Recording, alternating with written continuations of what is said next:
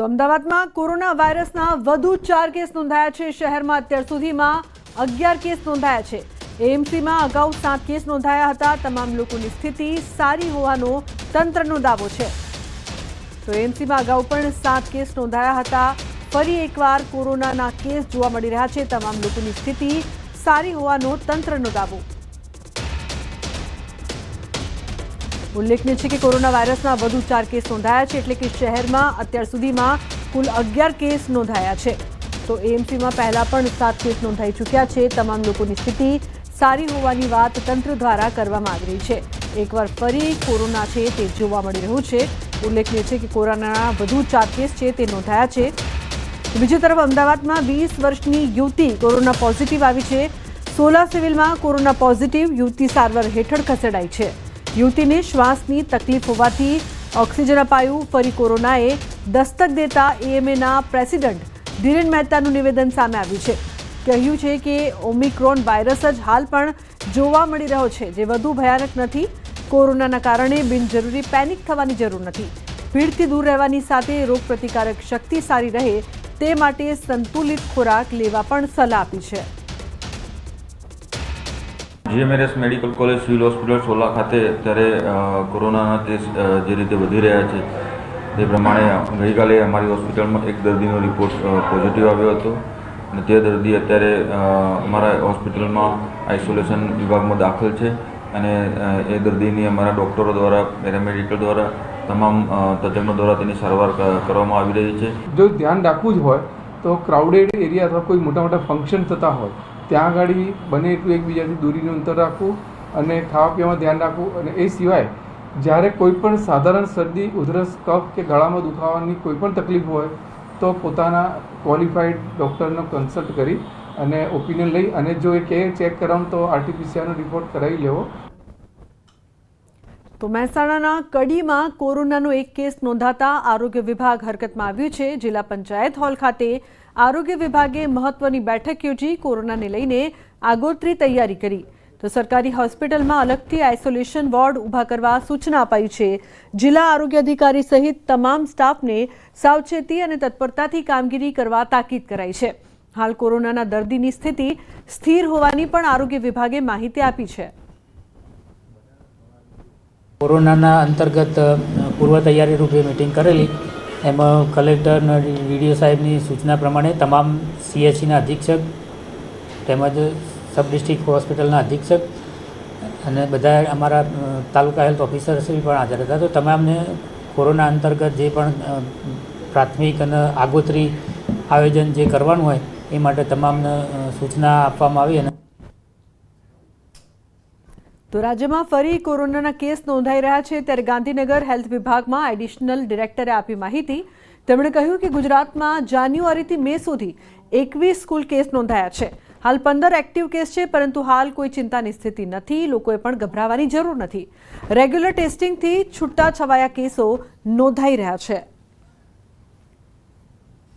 મે મહિનામાં થોડો increasing trend છે। અધરવાઇઝ જાન્યુઆરીમાં ફક્ત 1 કેસ હતો, ફેબ્રુઆરીમાં 1 પણ કેસ નહોતો શોધાયો, માર્ચની અંદર 1 કેસ શોધાયેલો, એપ્રિલમાં 1 કેસ શોધાયેલો અને અત્યાર સુધીમાં ટોટલ જાન્યુઆરીથી મે અત્યાર સુધીમાં 24 કેસીસ શોધાયેલા છે। ટેસ્ટ રેગ્યુલર થઈ રહ્યા છે અને પરિણામે છૂટાછવાયા કેસીસ જોવા મળી રહ્યા છે। તો સુરેન્દ્રનગરમાં હત્યાના આરોપીનું કાઢ્યું સરઘસ। યુવતીની જાહેરમાં કરી હતી હત્યા। આરોપી અમન રાઠોડને કાયદાનો ભણાવ્યો પાઠ। પોલીસે ઘટના સ્થળે રિકન્સ્ટ્રક્શન કર્યું છે। યુવતીની જાહેરમાં હત્યા કરવામાં આવી હતી, જે બાદ ચકચાર મચી હતી।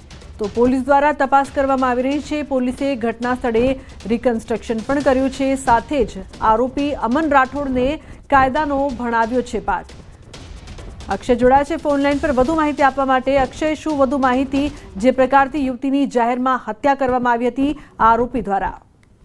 જી, ચોક્કસથી વાત કરવામાં આવે તો આ ગણપતિ ફાટક વિસ્તારમાં જે યુવતીની હત્યાનો બનાવ બન્યો હતો, જેને લઈને આરોપીનું રિકન્સ્ટ્રક્શન કરવાની પરિવારજનોની અને સ્થાનિકોની માંગ હતી, જેને લઈને ગઈકાલે મોડી સાંજે સ્થાનિકો દ્વારા ચક્કાજામ પણ કરવામાં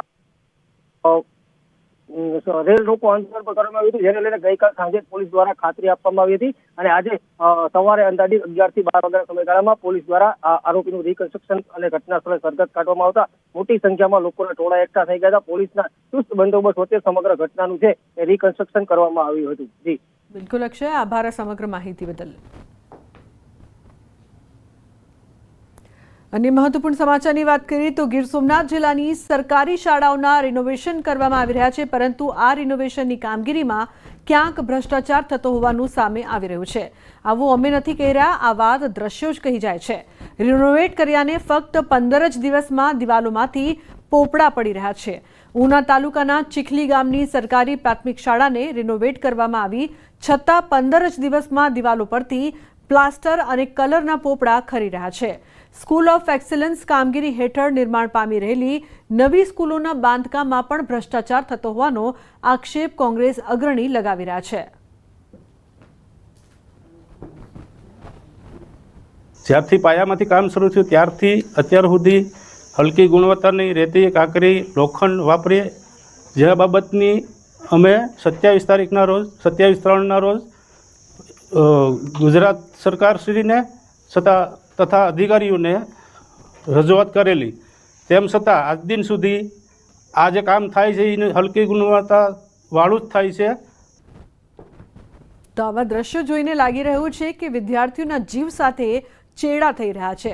અત્યારે તો વેકેશન ચાલી રહ્યું છે તેવી શાળામાં વિદ્યાર્થીઓ આવતા નથી, પરંતુ શાળા શરૂ થયા બાદ જ્યારે વિદ્યાર્થીઓ આવશે ત્યારે આ ખરતા પોપડાથી જો તેમને કોઈ નુકસાન પહોંચશે તો તેનું જવાબદાર કોણ હશે?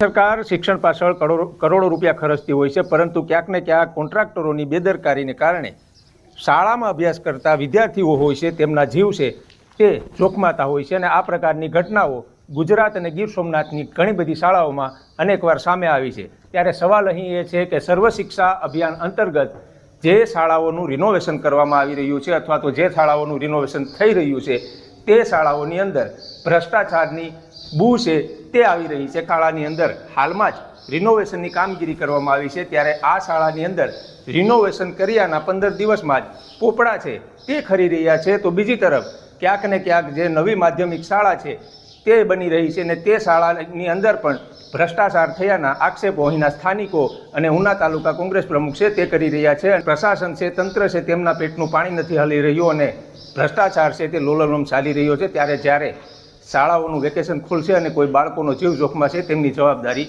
કોની રહેશે? દિનેશ સોલંકી, ન્યૂઝ 18 ગુજરાતી, ગીર સોમનાથ. તો એક તરફ શાળાના બાંધકામમાં ગેરરીતિ થતી હોવાનો આક્ષેપ લાગી રહ્યો છે અને હલકી ગુણવત્તાના મટીરિયલ સહિત દરિયાઈ ખારા પાણીનો ઉપયોગ થતો હોવાનું કહેવાય રહ્યું છે. તો બીજી તરફ જિલ્લા શિક્ષણ અધિકારીએ શાળામાં થતા કામને લઈને રિપોર્ટ માંગ્યો છે અને કહ્યું છે કે જો કોઈ ક્ષતિ જણાશે તો યોગ્ય પગલાં ભરવામાં આવશે.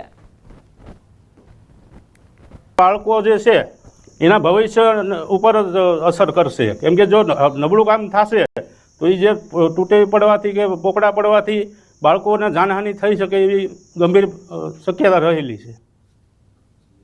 તો શાળાના બાંધકામમાં ભ્રષ્ટાચારના આક્ષેપ થઈ રહ્યા છે, પરંતુ વિદ્યાર્થીઓના જીવ સાથે ચેડા થઈ રહ્યા છે. જો કોઈ દુર્ઘટના સર્જાશે તો જવાબદાર કોણ? 15 દિવસ પહેલા રિનોવેટ થયેલ શાળા.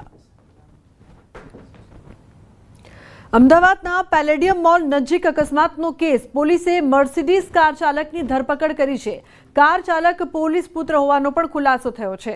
આરોપીએ યુવકને ટક્કર મારી હતી. અકસ્માત જોવા ઉમટેલા ટોળાને એક્ટિવાએ અડફેટે લીધું હતું. પોલીસે 2 અલગ અલગ ગુના નોંધ્યા છે. તો મહત્વપૂર્ણ સમાચાર, કાર ચાલક પોલીસ પુત્ર હોવાનું પણ સામે આવ્યું છે. આરોપીએ યુવકને ટક્કર મારી હતી. લોકોના ટોળા એકઠા થયા હતા. પોલીસે 2 અલગ અલગ ગુના નોંધ્યા છે. તો પેલેડિયમ મોલ નજીક અકસ્માતનો કેસ નોંધાયો છે. પોલીસે મર્સિડીઝ કાર ચાલકની ધરપકડ કરી છે. સુરતના લાલગેટમાં ફાયરિંગનો મામલો. ફાયરિંગ કરનાર આરોપીઓનો વરઘોડો કાઢવામાં આવ્યો છે. ઘટના સ્થળ પર આરોપીઓને લઈને જવાયા. ઉલ્લેખનીય છે કે અંગત અદાવતમાં ફાયરિંગ કરવામાં આવ્યું હતું. તો ઘટના સ્થળ પર આરોપીઓને લઈ જવાયા છે. તેમનો વરઘોડો પણ કાઢવામાં આવ્યો છે. ઉલ્લેખનીય છે કે અંગત અદાવતમાં ફાયરિંગ કર્યાનું સામે આવ્યું છે. પોલીસ દ્વારા વધુ તપાસ કરવામાં આવી હતી, જે બાદ કાર્યવાહી કરવામાં આવી છે. ઉલ્લેખનીય છે કે સુરતમાં સતત અસામાજિક તત્વોનો ત્રાસ વધતો જઈ રહ્યો છે, ત્યારે ઘટના સ્થળ પર આરોપીઓને લઈ જવાયા, ત્યાં તેમનો વરઘોડો પણ કાઢવામાં આવ્યો. અંગત અદાવતમાં તમામ લોકોએ ફાયરિંગ કર્યું હતું, જે બાદ પોલીસ દ્વારા કાર્યવાહી કરવામાં આવી છે. તો દ્રશ્યોમાં જોઈ શકાય છે કે કઈ રીતે કાર્યવાહી કરવામાં આવી રહી છે.